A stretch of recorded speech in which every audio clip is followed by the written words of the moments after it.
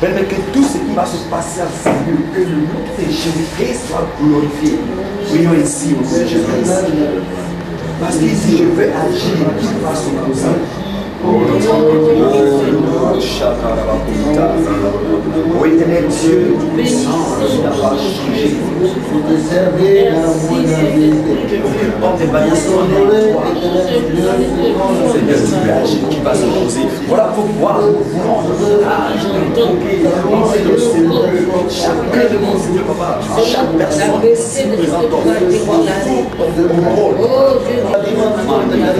toi, papa. Dans le nom puissant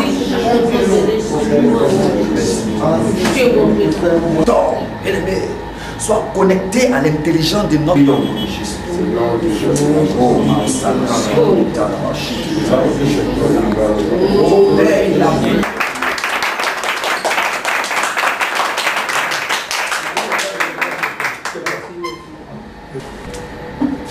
Nous voudrions rendre grâce ensemble à Dieu.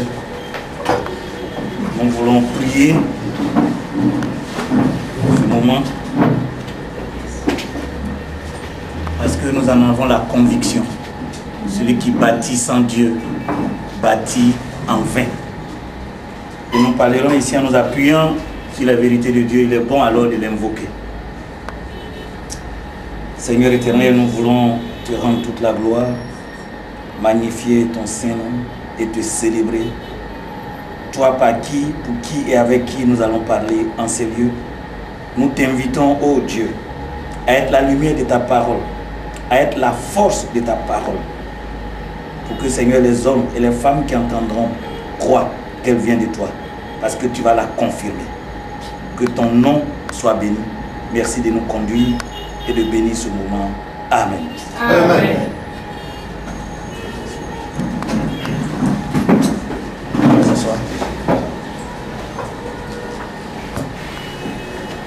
Docteur Israël Ngoran est apôtre de Jésus-Christ par la volonté de Dieu et non de celle des hommes pour annoncer la promesse de la vie qui est en Jésus-Christ à la Côte d'Ivoire et au reste du monde. À vous, messieurs les journalistes, et à nos chers invités, que la grâce, la miséricorde et la paix vous soient données de la part de Dieu le Père et de Jésus-Christ notre Seigneur. Aujourd'hui, alors que la Côte d'Ivoire a été attaquée et est coupée en deux depuis 8 ans, et que la rébellion est plus que jamais sur ses appuis, des Ivoiriens se font l'écho des pays du Sud, des pays du Nord et des organisations africaines et mondiales pour demander avec instance des élections présidentielles.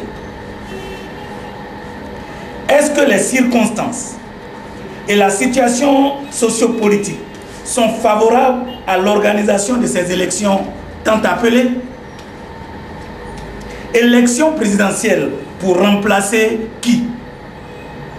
Mais surtout pour gérer quelle Côte d'Ivoire?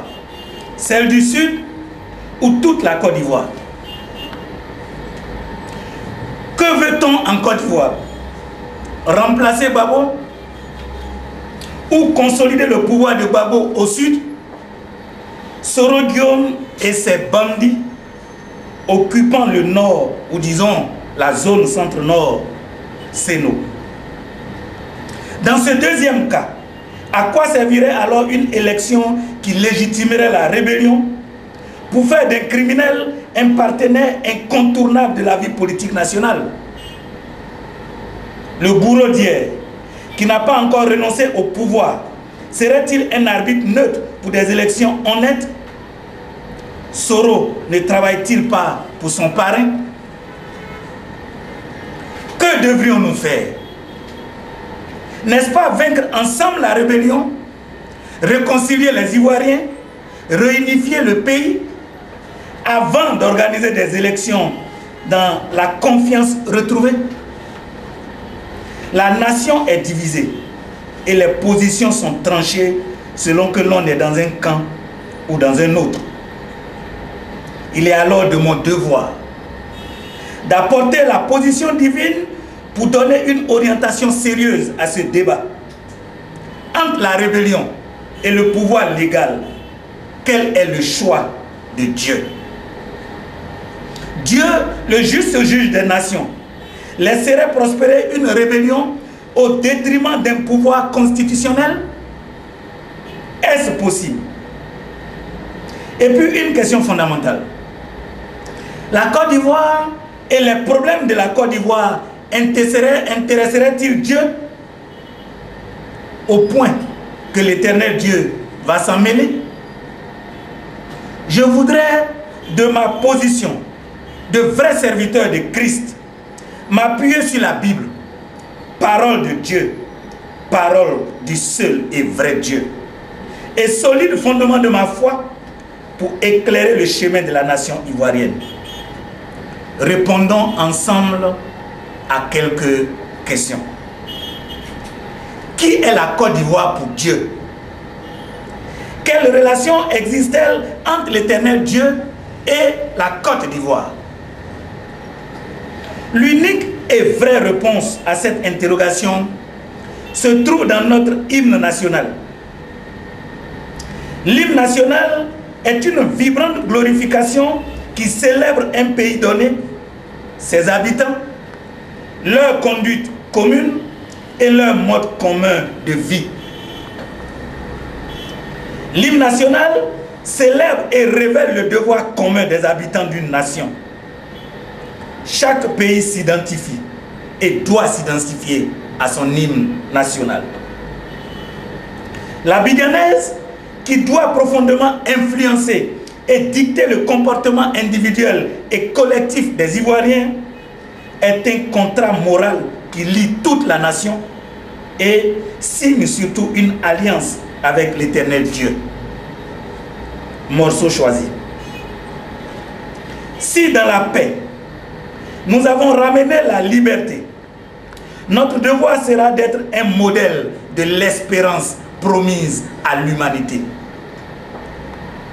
En forgeant dans la foi nouvelle la patrie de la vraie fraternité. Qui peut et qui est en droit de promettre quelque chose à l'humanité?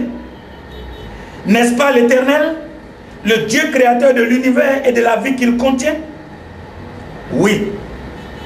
L'Éternel Dieu, le Créateur, a donné une espérance à l'humanité.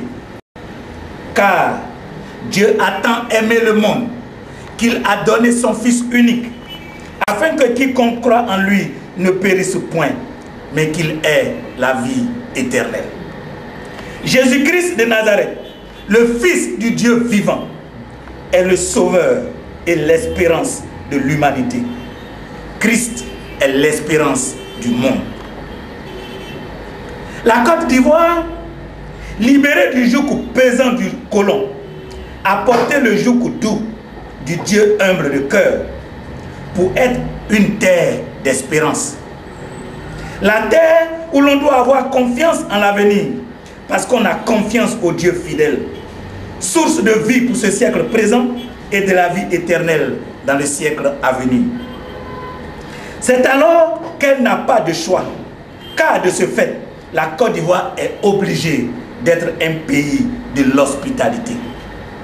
Oui, Côte d'Ivoire, terre d'accueil et d'hébergement généreux, où autochtones et autres travaillent en fiers artisans et combattent en légions vaillantes parce qu'ils mettent leur espérance dans le Dieu vivant, qui est le sauveur de tous les hommes. Oui, la Côte d'Ivoire, sur la base de la promesse excellente contenue dans son hymne national, est en alliance avec Dieu.